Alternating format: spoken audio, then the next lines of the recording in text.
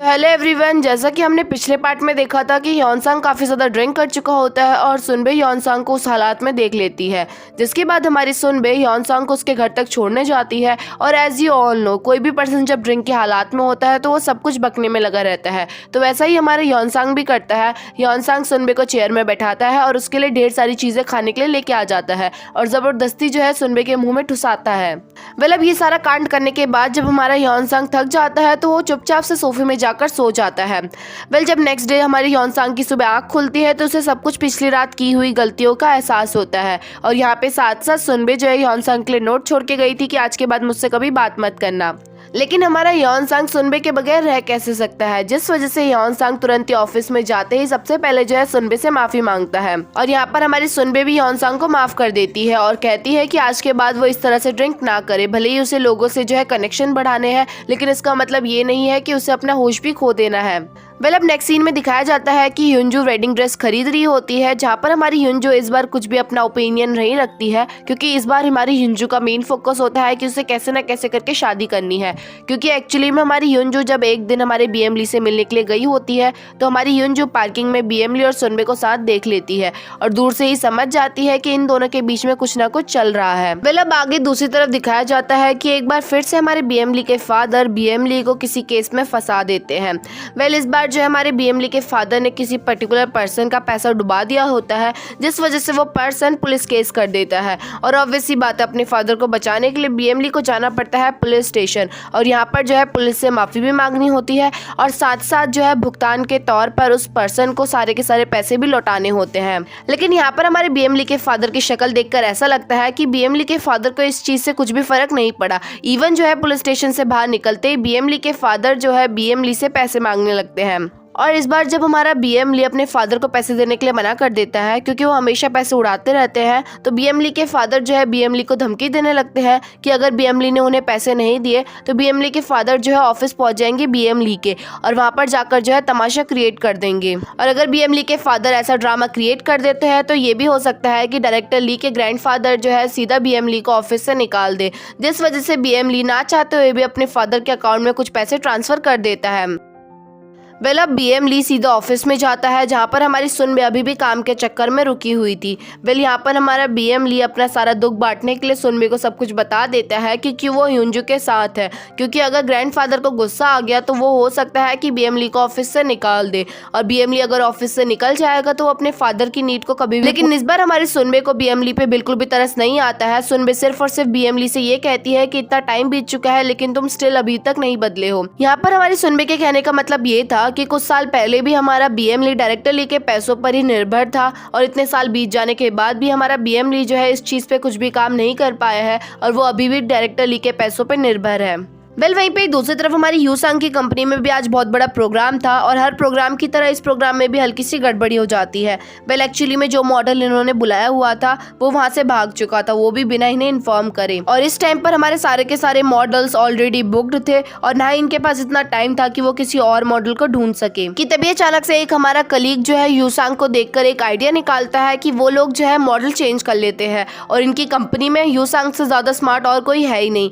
जिसके बाद जो है डिसाइड हो जाता है कि ह्योनसांग जो है इस कॉस्मेटिक का मॉडल बनेगा। स्टेज में जाने से पहले ह्योनसांग को थोड़ा बहुत तो टचअप देना बनता ही था, जिस वजह से जो है हमारी सुनबे ह्योनसांग को टचअप देती है। और यहाँ पर हमारा ह्योनसांग सुनबे से ये बात कन्फेस कर देता है कि उसे पता चल चुका है कि सुनबे यूरोप जाने वाली है और हमारे ह्योनसांग आगे सिर्फ इतना ही कहता है कि सुनबे जो भी डिसीजन लेगी हमेशा ह्योनसांग जो है उसे सपोर्ट करेगा। अब आगे दिखाया जाता है कि हमारी युंजू को भी उस प्रोग्राम का इन्विटेशन मिला था। ऑफ कोर्स मिलेगा क्यों नहीं, क्योंकि उसके ग्रैंडफादर की जो कंपनी है। लेकिन हमारी युंजू जो है उस प्रोग्राम में नहीं जाती है और बाहर खड़े होकर सिर्फ सोच ही रही होती है कि वो अंदर जाए कि नहीं जाए। जिसके बाद काफी सोचने के बाद हमारी युंजू फाइनली प्रोग्राम की तरफ जा ही रही होती है कि तभी अचानक से जो है गेट पर ही हमारी युंजू को सुनबे दिख जाती है। और इस बार तो हमारी सुनबे को भी पता है कि युंजू कौन है और वहीं पे दूसरी तरफ हमारी युंजू को भी पता है कि सुनबे कौन है। लेकिन हमारी सुनबे को कुछ काम था, जिस वजह से हमारी सुनबे बिना युंजू से कुछ बात किए वहां से निकल जाती है। और वहीं पे हमारी युंजू जो है सुनबे को देखने के बाद उस प्रोग्राम के अंदर नहीं जाती है और वहीं से अपने घर के लिए निकल जाती है। इस प्रोग्राम के बाद सभी लोगों को कुछ दिनों की छुट्टी मिली थी, जिस वजह से सुनबे अपनी मॉम से मिलने के लिए अपने गाँव में वापस जाती है। लेकिन जब हमारी सुनबे अपने घर पहुंचती है तो वहाँ पर ऑलरेडी ताला लगा हुआ था, जिसके बाद सुनबे लेटर बॉक्स से चाबी निकालकर खुद ही अकेले कमरे में घुस जाती है। यहाँ पर हमारी सुनबे देखती है कि उसकी मॉम ने सारे के सारे रूम को जो है बहुत ही ज्यादा गंदा करा हुआ है, जिस वजह से सुनबे जो है अपनी मॉम के आने से पहले पूरे के पूरे घर को अच्छे से साफ कर देती है। अब कुछ ही देर में हमारी सुनबे की मॉम भी घर में वापस आ जाती है और सुनबे से उसका हालचाल पूछने लगती है। लेकिन हमारी सुनबे अभी भी अपनी मॉम से काफी ज्यादा गुस्सा होती है। यहाँ पर हमारी सुनबे अपनी मॉम से पूछती है कि उसके डैड काफी साल पहले ही मर चुके हैं, फिर भी उसकी मॉम जो है अभी भी उसके फादर की फोटो क्यों रखी हुई है अपने पास और क्यों उन्हें याद करने में लगी है। ये बात सुनते ही जो हमारी सुनबे की मॉम भी काफी गुस्सा हो जाती है और सुनबे को समझाने की कोशिश करती है कि उसके फादर काफी अच्छे इंसान है, फिर भी वो अपने फादर से इतना गुस्से में क्यों रहती है। एक्चुअली में सुनबे के फादर एक टीचर थे और सुनबे एक दिन जब हमारे स्कूल से घर जा रही होती है तो वो एक रूम के बाहर से ही जो अपने फादर को उसी की उम्र की एक लड़की के साथ देख लेती है। ये सीन सिर्फ और सिर्फ हमारी सुनबे ने देखा था, जिस वजह से ना ही सुनबे के फादर को इस चीज के बारे में पता था और साथ साथ ना ही हमारी सुनबे ने जो है अपनी मॉम को ये बात बताई थी। और यही मेन रीजन है कि क्यों हमारी सुनबे अपने फादर से इतनी ज्यादा नफरत करती है, क्योंकि उसे पता है कि उसके फादर का कैरेक्टर बहुत ही ज्यादा खराब था। अब ऑफिस खुलने के बाद हमारी जी सांग अपने भाई से मिलने के लिए ह्यू सांग के ऑफिस के बाहर खड़ी होती है कि तभी अचानक से जी सांग की मुलाकात हो जाती है डायरेक्टर ली से। यहाँ पर डायरेक्टर ली ऑलरेडी किसी कंपनी से मीटिंग करने के लिए जा रहा होता है, लेकिन फिर भी यहाँ पर हमारे डायरेक्टर ली जी सांग को लंच के लिए इनवाइट करता है। लेकिन हमारी जी सांग को पता था कि डायरेक्टर ली के लिए सबसे इम्पोर्टेंट है उसकी मीटिंग, जिस वजह से जी सांग जो है डायरेक्टर ली को मना कर देती है और कहती है कि वो नेक्स्ट टाइम उनके साथ लंच करेगी। और जिसके बाद डायरेक्टर ली जैसे ही वहाँ से निकलते हैं तो थोड़ी देर में वहाँ पर ह्यू सांग भी पहुंच जाता है। यहाँ पर हमारी ह्यू सांग और जी सांग साथ में लंच करते हैं, जहाँ पर जी सांग ह्यू सांग से पूछती है कि किसी भी एक प्रोडक्ट को बनाने में कितना टाइम लगता है, जिस पर हमारा ह्यू सांग जी सांग को बताता है कि किसी भी प्रोडक्ट को बनाने में काफी एफर्ट्स लगते हैं और साथ ही साथ काफी टाइम भी लगता है। जिसे सुन के हमारी जी सांग डायरेक्टर ली से हल्की सी इम्प्रेस हो जाती है, क्योंकि अब हमारी जी सांग को पता चल चुका है कि किसी भी प्रोडक्ट को बनाने में कितने एफर्ट्स लगते हैं। लेकिन स्टिल हमारा डायरेक्टर ली जो है जी सांग के लिए लिपस्टिक बनाने में लगा हुआ है।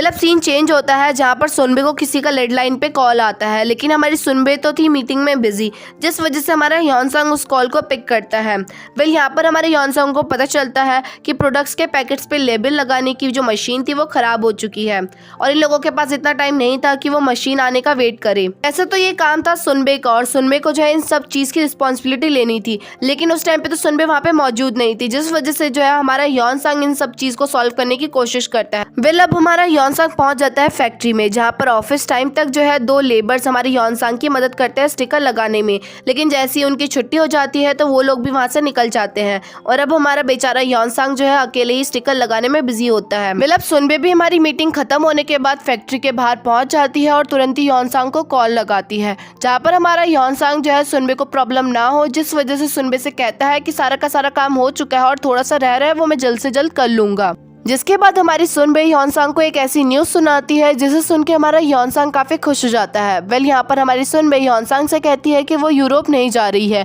क्योंकि उसे यहीं पे ही रह के काम करना ज्यादा पसंद है। ये बात सुनते ही हमारा ह्योन सांग इतना खुश हो जाता है कि वो वहीं पे ही नाचने लग जाता है और ये सारा का सारा सीन हमारी सुनबे फैक्ट्री के बाहर से खड़े होकर खिड़की की मदद से देख रही होती है। जिसके बाद कुछ ही देर बाद जो है सुनबे भी फैक्ट्री के अंदर घुस जाती है और ह्योन सांग को नाचता हुआ बिल्कुल ही प्रॉपरली देख लेती है। साथ ही साथ हमारी सुनबे ये भी देखती है कि उन लोगों का तो बहुत सारा काम पड़ा हुआ है, लेकिन फिर भी हमारा ह्योन सांग ने सुनबे से झूठ कहा ताकि सुनबे जो है ज्यादा स्ट्रेस ना ले। जिसके बाद सुनबे और ह्योन सांग दोनों के दोनों साथ में लग जाते हैं स्टिकर्स लगाने के लिए, लेकिन हमारी रात होती है सोने के लिए, जिस वजह से सुनबे को कुछ ही देर में नींद आने लगती है और स्टिकर लगाते लगाते हमारी सुनबे ह्योन सांग के कंधे पे सर रख के सो जाती है। अब कुछ देर तक सोने के बाद अचानक से हमारी सुनबे की आंख खुल जाती है, लेकिन हमारा ह्योन सांग चाहता था कि सुनबे जो है थोड़ी और देर सो जाए ताकि वो अपनी नींद पूरी कर सके, जिस वजह से ह्योन सांग तुरंत ही सुनबे के लिए 2 कंबल लेके आ जाता है। इसी बीच में हमारी सुनबे ह्योन सांग से पूछती है कि ह्योन सांग कब से सुनबे को लाइक करता है, जिस पर हमारा ह्योन सांग सिंपली जवाब देता है कि उसे खुद नहीं पता कि वो कब से उसे लाइक करता है। वो सिर्फ और सिर्फ शुरुआत में जो है सुनबे के नेचर को पसंद करता था और धीरे धीरे जो है क्लोजनेस की वजह से अब ह्योन सांग के अंदर ये फीलिंग्स आने लगे कि वो सुनबे के बगैर नहीं रह सकता है। ये सारी की सारी बातें सुनने के बाद और ह्योन सांग की सारी फीलिंग्स सुनने के बाद हमारी सुनबे ह्योन सांग से साफ साफ कह देती है कि वो कभी भी ह्योन सांग को जो है अपनी लाइफ में नहीं ले पाएगी। लेकिन हमारा ह्योन सांग भी कहता है कि तुम चिंता मत करो, मैं कभी भी कोई ज़बरदस्ती नहीं करूँगा, मैं सिर्फ और सिर्फ तुम्हारे आने का वेट करूँगा। अब वहीं पे दूसरी तरफ फाइनली हमारे बीएम ली और ह्यूंजू भी एक हो जाता है। फाइनली इस बार हमारा बीएम ली जो है ह्यूंजू को किस कर लेता है और फाइनली हमारे बीएम ली के मन में भी अब ह्यूंजू के लिए जगह बन चुकी है।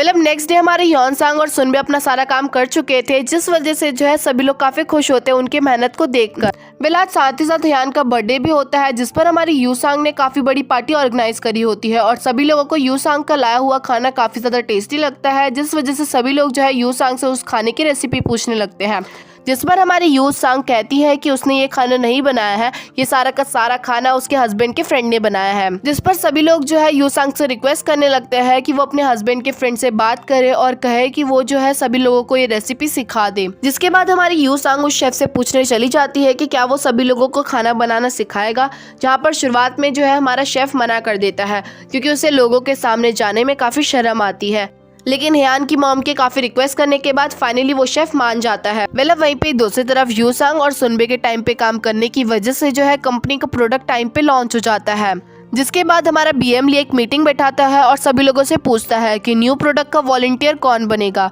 जिसे सुनते ही जो है सभी लोग एक दूसरे की शक्ल देखने लगते हैं। यहाँ पर एडवांटेज और डिसएडवांटेज वॉलंटियर बनने के दोनों थे। यहाँ पर एडवांटेज ये था कि सभी डिपार्टमेंट में से एक स्टाफ उठ के आने वाला था, तो टॉप 3 को जो है ये लोग सेलेक्ट करते हैं और इन लोगों को जो है प्राइस के तौर पर बड़ी रकम देते हैं। वहीं पर डिसएडवांटेज ये था कि इन लोगों को जो है इस प्रोडक्ट के बारे में काफी ज्यादा रिसर्च करनी पड़ती है और इवन ये तक सोचना होता है कि किस तरह से लोगों को अट्रैक्ट कर सके। और यही मेन रीजन था कि क्यों कोई भी वॉलंटियर नहीं बनना चाहता था, क्योंकि भले ही लास्ट में प्राइस के तौर पर इन लोगों को ज्यादा अमाउंट में पैसे मिल रहे हैं, लेकिन इसके लिए भी जो है इन लोगों को और भी ज्यादा मेहनत करनी पड़ेगी ताकि वो फर्स्ट सेकंड थर्ड पोजीशन में आ सके। अब यहाँ पे कोई भी अपना नाम नहीं दे रहा था, जिसके बाद हमारा बीएम ली लास्ट में डिसाइड करता है कि इस बार हमारा वॉलंटियर बनेगा ह्यूसांग, क्योंकि ह्यूसांग ने जो है स्टिकर लगाने में काफी मेहनत करी थी। या फिर मैं ये कह सकती हूँ कि बीएम ली ह्योनसांग से थोड़ा और बदला लेना चाहता था, जिस वजह से ह्योनसांग के ऊपर और भी ज्यादा बर्डन डालने में लगा था। इन लोगों की मीटिंग खत्म ही हुई थी कि तभी अचानक से सभी लोगों के फोन में एक आर्टिकल पहुंच जाता है, जहां पे लिखा होता है कि बहुत ही जल्द हमारे बीएम ली और ह्यूंजू की शादी होने वाली है।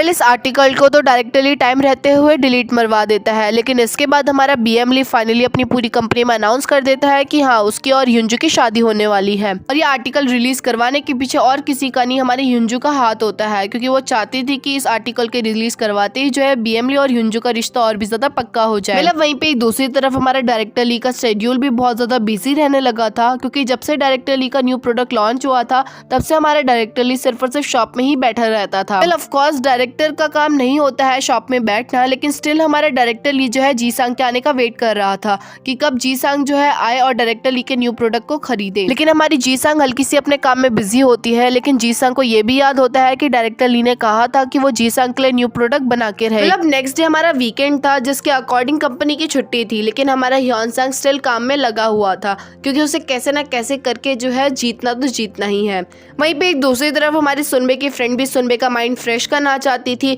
जिस वजह से वो सुनबे को लेके चली जाती है शॉपिंग करने के लिए। और गेस व्हाट, शॉपिंग करने के बाद जो है अचानक से सुनबे की फ्रेंड की नजर चली जाती है ह्योनसांग पे, और वो ह्योनसांग को देखते ही भागे भागे ह्योनसांग के पास पहुंच जाती है। इसके बाद सुनबे, ह्योनसांग और सुनबे की फ्रेंड जो है साथ में बैठ के लंच करते हैं, और लंच करते करते जो है हमारी सुनबे की फ्रेंड जब हाथ धोने के लिए जाती है तो वो वापस ही नहीं आती है। एक्चुअली में हमारी सुनबे की फ्रेंड का पेट खराब हो जाता है, जिस वजह से वो जो है बिना सुनबे को बताए वहाँ से निकल जाती है। या फिर मैं ये कहूँ कि सुनबे की फ्रेंड का ये प्लान था ताकि सुनबे और ह्योनसांग थोड़ा और ज़्यादा टाइम स्पेंड कर सके एक साथ। सुनबे और ह्योनसांग का टाइम आ जाता है एक दूसरे को बाय करने का, क्योंकि सुनबे को घर जाना होता है और ह्योनसांग को तो अभी और रिसर्च करनी होती है कि तभी अचानक से उन लोगों की नजर जाती है मैनेजर कांग पे। ये वही इंसान है जो ह्योनसांग की सीनियर बनी हुई है अभी, और मैनेजर कांग को देखते ही अचानक से पता नहीं सुनबे को क्या होता है, वो तुरंत ही जो है ह्योनसांग का हाथ पकड़ती है और ह्योनसांग को भागने के लिए कहती है। जिसके बाद सुनबे और ह्योनसांग साथ में बहुत आगे तक भागते रहते हैं और जब रुकते हैं तो उन लोगों को समझ ही नहीं आ रहा होता है कि वो भाग क्यों रहे थे। मेरे अकॉर्डिंग मैनेजर कांग को देख के सुनबे इसलिए भागती है क्योंकि मैनेजर कांग की वजह से ह्योनसांग जो है छिन चुका है सुनबे से, और हमारी सुनबे नहीं चाहती थी कि मैनेजर कांग एक बार और ह्योनसांग को देखे और सुनबे से दूर लेके चले जाए। वहीं पे दूसरी तरफ अभी भी हमारा डायरेक्टर ली जीसांग के आने का वेट कर रहा था, लेकिन तभी अचानक से किसी और कंपनी का डायरेक्टर वहाँ पे आ जाता है और डायरेक्टर ली को लंच के लिए इन्वाइट करता है, जिसके लिए डायरेक्टर ली को शॉप से बाहर जाना पड़ता है। और जितने में हमारा डायरेक्टर ली शॉप से बाहर जाता है कि उतने में वहाँ पे जीसांग भी आ जाती है और स्टाफ से पूछने लगती है कि लेटेस्ट कलेक्शन वाली लिपस्टिक खत्म हो चुकी है और हमारी जीसंग काफी ऑलरेडी लेट हो चुकी थी और जीसंग के लिए अब लिपस्टिक नहीं बची हुई थी, जिस वजह से जीसंग को हल्का सा अफसोस होता है क्योंकि डायरेक्टर ली ने उसके लिए इतनी मेहनत करी थी। लेकिन जीसंग को अचानक से सरप्राइज मिलता है क्योंकि जैसे ही जीसंग वहाँ से पलटती है तो वहाँ पे ऑलरेडी डायरेक्टर ली मौजूद था, जिसने ऑलरेडी जो है जीसंग के लिए एक लिपस्टिक बचाई हुई थी। जिसके बाद डायरेक्टर ली और जीसंग साथ में बैठ के लंच करते हैं और यहाँ पर डायरेक्टर ली जो है गिफ्ट के तौर पर जीसंग को वो लिपस्टिक दे देता है। साथ साथ हमारा डायरेक्टर ली जीसंग से उस लिपस्टिक की पेमेंट लेने के बदले में जो है जीसंग से उसका नाम पूछता है। साथ साथ हमारा डायरेक्टर ली जीसंग से ये भी पूछता है कि क्या वो लिपस्टिक लेने के लिए आई थी या फिर डायरेक्टर ली से मिलने के लिए आई थी। लेकिन हमारी जीसंग भी काफी ज्यादा चालाक होती है, वो इस तरह से डायरेक्टर ली को जवाब देती है कि जिसकी वजह से डायरेक्टर ली को रियल आंसर तो नहीं मिल पाता। फिर यहाँ पर हमारी जीसंग डायरेक्टर ली से कहती है कि क्या मैं इस सवाल का जवाब नहीं दूंगी तो क्या तुम मुझसे ये लिपस्टिक छीन लोगे। डायरेक्टर ली तो ऑलरेडी जीसंग से उसका नाम पूछ चुका था, जिस वजह से डायरेक्टर ली जो है इस सवाल को वापस से ले लेता है। फिर यहाँ पर डायरेक्टर ली जीसंग से ये भी कहता है कि अब उसे मालूम नहीं कि वो अगली बार जीसंग से कब मिलेगा, जिस पर हमारी जीसंग डायरेक्टर ली से कहती है कि अगर तुम अपना बिजनेस कार्ड अभी लेके आए हो तो वो मुझे दे दो, नेक्स्ट टाइम जब भी लंच करना होगा मैं तुम्हें आगे से इनवाइट कर लूंगी। हमारा बीएम ली फाइनली अपने फादर से फेस टू फेस मिलने के लिए चले जाता है और वहाँ पर जाते ही अपने फादर से पूछता है कि आप मुझसे रिश्ता तोड़वाने के बदले में कितने पैसा लेना चाहते हो। यानी कि अब फाइनली बीएम ली डिसाइड कर चुका है कि एक बार पैसे देने के बाद जो है बीएम ली और उसके फादर का कभी भी रिश्ता नहीं रहेगा। आप लोगों को यहाँ पे लग रहा होगा कि शायद से बीएम ली के फादर को इस पॉइंट ऑफ टाइम में थोड़ी सी अकल आ जाए,